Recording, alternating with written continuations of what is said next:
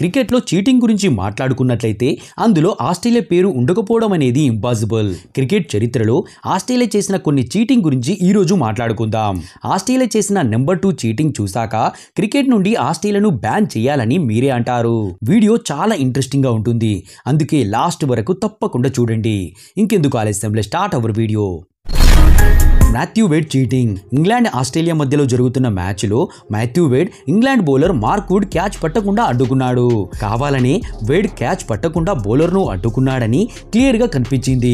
Match తర్వాత Australian ప్లేయర్లు అది ఒక కోయిన్సిడెన్స్ అని అన్నారు. కానీ వీడియో చూస్తే మాత్రం మాథ్యూ వేడ్ కావాలనే బౌలర్ క్యాచ్ పట్టకుండా లేదా రన్ అవుట్ కాకుండా ఆపాడని క్లియర్ గా అర్థమవుతుంది.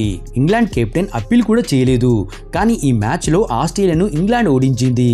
అందుకే ఆస్ట్రేలియన్ ప్లేయర్లు చీటర్లని వరల్డ్ ఫేమస్ అయ్యారు. Ricky Ponting the great cheat. Australian గొప్ప కెప్టెన్ అయిన రికీ పాంటింగ్ గొప్ప కెప్టెన్ మాత్రమే కాకుండా గొప్ప ప్లేయర్ కూడా. ఇంకా చీటింగ్ చేయడంలో కూడా వరల్డ్ ఫేమసే. ఇతను చీటింగ్ చేయడానికి వచ్చిన ఎలాంటి ఛాన్స్ కూడా మిస్ చేసుకునేవాడు కాదు.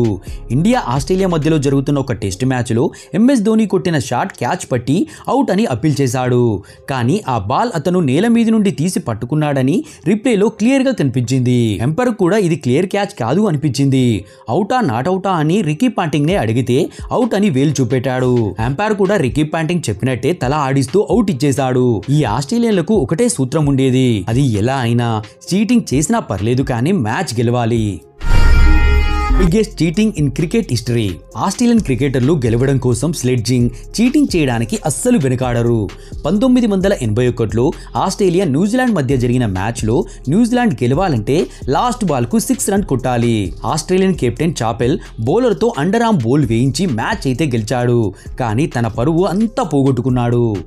ఆస్ట్రేలియన్ కీపర్ రాడ్ మార్ష్ అలా చేయకని చెప్పినా కూడా చాపెల్ వినకుండా తన తమ్ముడైన ట్రావెర్ చాపెల్తో అండర్ ఆర్మ్ బాల్ వేయించాడు. క్రికెట్ చరిత్రలో ఇప్పటికీ ఆ ఘటన హీనమైన ఘటనగా చూస్తారు. మ్యాచ్ అయ్యాక న్యూజిలాండ్ ప్లేయర్లు ఎంపైర్తో ఎంత వాదించినా అప్పటికే జరగాల్సిన నష్టం ఆల్రెడీ జరిగిపోయింది. క్రికెట్లో ఎవ్వరూ కూడా అండర్ ఆర్మ్ బాల్ వేయకూడదని బెన్సన్ హాల్ రూల్ బుక్ లో కూడా రాశాడు. ఆస్ట్రేలియన్ ప్రెజెంటేటర్ రిషి బినాట్ కూడా క్రికెట్ చరిత్రలో అతిపెద్ద చీటింగ్ అని, మళ్ళీ ఇలాంటి సంఘటనలు రిపీట్ కాకూడదని అన్నాడు.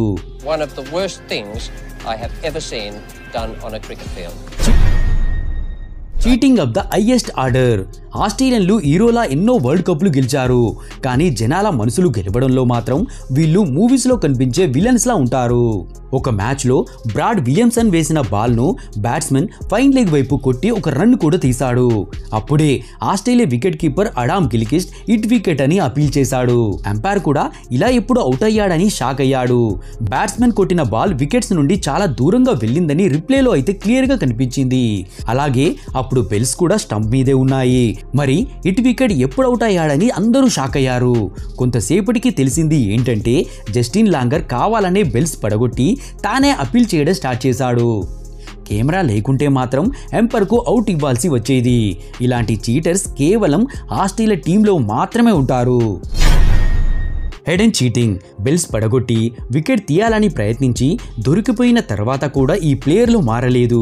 ఇలా చాలాసార్లు ట్రై చేస్తూ ఒకసారి సక్సెస్ కూడా అయ్యారు. అలాంటిది ఒకసారి న్యూజిలాండ్తో జరిగింది. ఈ మ్యాచ్లో ఎంపైర్ కూడా మోసపోయాడు. మైకెల్ క్లార్క్ వేసిన స్పిన్ బాల్కు మైకెలం అవుట్ అయిపోయాడు. దాన్ని చూస్తే బ్యాట్స్మెన్ క్లీన్ బౌల్డ్ అయ్యాడు అనిపిస్తుంది. ప్లేయర్స్ అపీల్ చేశాక ఎంపైర్ అవుట్ కూడా ఇచ్చాడు. కానీ అక్కడ జరిగింది మాత్రం వేరే.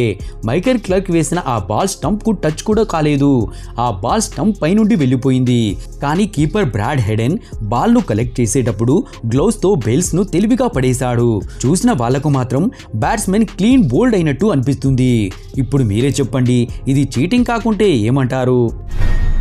Cheaters never change. West Indies Australia మధ్యలో జరుగుతున్న ఒక మ్యాచ్లో Australia bowler Julian batsmen run తీస్తుండగా కావాలనే మధ్యలోకి వచ్చి రన్ అవుట్ చేశాడు. బ్యాట్స్మెన్ అపీల్ చేసినా కూడా అంపైర్ అవుట్ ఇచ్చాడు. ఈ ఇన్సిడెంట్ తర్వాత గ్రౌండ్లో ఉన్న వెస్టిండీస్ ఫ్యాన్స్ గ్రౌండ్లో బాటిల్స్ విసరడం స్టార్ట్ చేశారు. ఇదంతా చూసి ఆస్ట్రేలియన్ ప్లేయర్లు పరిగెట్టడం స్టార్ట్ చేశారు. అందులో ఒక ఫ్యాన్ అయితే స్టీవా తల మీద బాటల్తో కొట్టాడు. మ్యాచ్ ఓడిపోతున్నామని అనిపించగానే ఆస్ట్రేలియన్ ప్లేయర్లు ఇలా చేస్తూనే ఉంటారు. ఇదంతా కోఇన్సిడెన్సా అనిపిస్తుంది, కానీ అదంతా వీళ్ళు కావాలనే చేస్తారు. ఆస్ట్రేలియన్ బౌలర్ జూలియన్నే చూడండి, బ్యాట్స్మెన్ మధ్యలోకి ఎలా వచ్చిందంటే ఇతనేదో క్రికెట్ కాకుండా ఫుట్బాల్ ఆడుతున్నట్టుగా వచ్చాడు. క్రికెట్లో చీటింగ్ చేయడం అంటే ఒక ఆట అని చెప్పొచ్చు, కానీ ఆస్ట్రేలియన్ ప్లేయర్లు దీనిలో మాస్టర్స్ అని చెప్పుకోవచ్చు. Ball tampering scandal. క్రికెట్లో బాల్ ట్యాంపరింగ్ లాంటి ఇన్సిడెంట్ చాలా మంది ప్లేయర్లు చాలా సార్లు చేశారు. దీంట్లో అందరికంటే ముందుండేది మాత్రం ఆస్ట్రేలియన్ ప్లేయర్లే. సౌత్ ఆఫ్రికాతో జరుగుతున్న ఒక మ్యాచ్లో ఆస్ట్రేలియన్ బౌలర్లకు వికెట్ పడడం లేదు. Steve Smith, David Warner ball ను ఖరాబ్ చేసే పని బ్యాంక్రాఫ్ట్ కు ఇచ్చారు.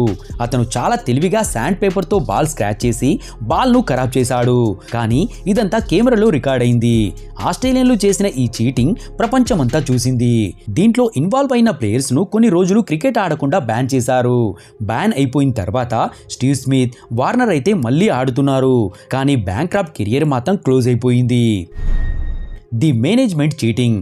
ఆస్ట్రేలియన్ ప్లేయర్లు మాత్రమే కాకుండా వాళ్ళ మేనేజ్మెంట్ కూడా చీటింగ్ చేయడంలో ఎక్స్పర్ట్ అని తెలిస్తే మీరు షాక్ అయిపోతారు. అందుకే వీళ్ళు ఎంత చీటింగ్ చేసినా వాళ్ళ మేనేజ్మెంట్ వీళ్ళను కాపాడుతుంది. నమ్మకం కలగడం లేదా? ఒక్కసారి ఈ వీడియోలో జరిగింది మీరే చూడండి. ఇండియాతో జరుగుతున్న మ్యాచ్లో స్టీవ్ స్మిత్ ఎల్బిడబ్ల్యూ అవుట్ అయిపోయాడు. రివ్యూ తీసుకునే కన్నా ముందు డ్రెస్సింగ్ రూమ్ వైపు చూస్తూ వాళ్ళ సిగ్నల్ కోసం సైగ చేస్తూ ఉన్నాడు. ఎందుకంటే రివ్యూ తీసుకోవాలా వద్దా అని వాళ్ళతో సైగ చేస్తున్నాడు. ఇలా చాలా సార్లు జరిగింది.